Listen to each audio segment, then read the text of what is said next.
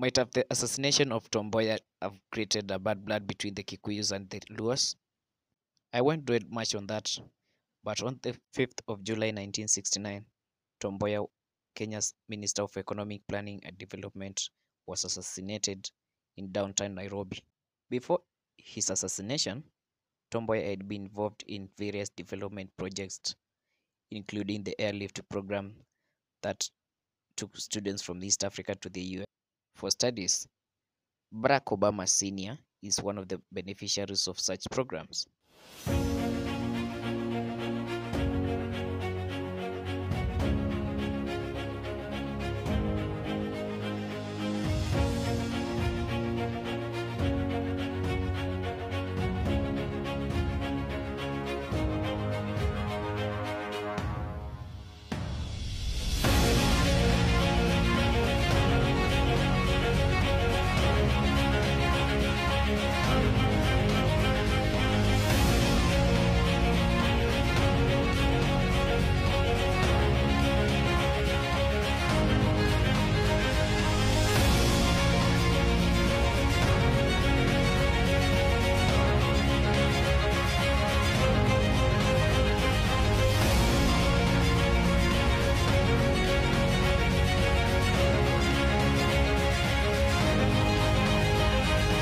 Nairobi.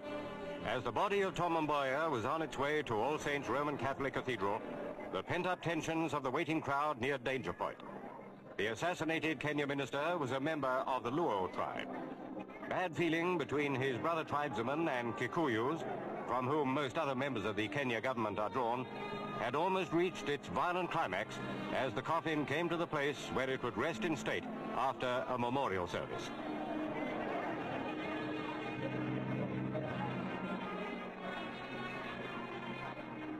Mourners in their thousands wept unashamedly, sharing the grief of Mrs. Mboya and her children as they entered the cathedral.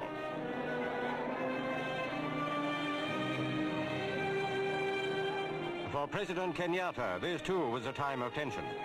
The anger of many Kenyans had turned towards him as a member of the Kikuyu. Mboya, if he had lived, would probably have been the presidential successor. Kenya at this time was a nation in ferment.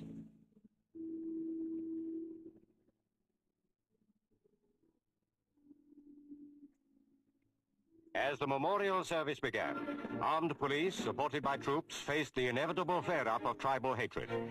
Spurred on by their grief, Luos clashed with Kikuyus, while the forces of law and order fought to keep control.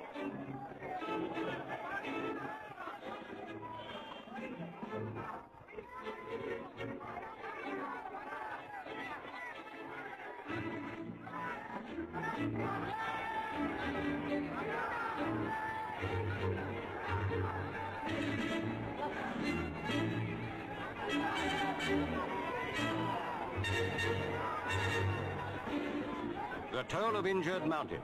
Many of them innocent bystanders who were waiting to file past the coffin after the service. As he left the cathedral, President Kenyatta was ringed by a tight cloak of security. The widow and her children left behind a husband and father whose untimely death had sparked off a surge of tribal violence which seemed set to have wide internal repercussions. When the fighting had died down, thousands of members of the Luo tribe waited to pay their last respects. It was no place for Kikuyus to be. Grief had brought hatred.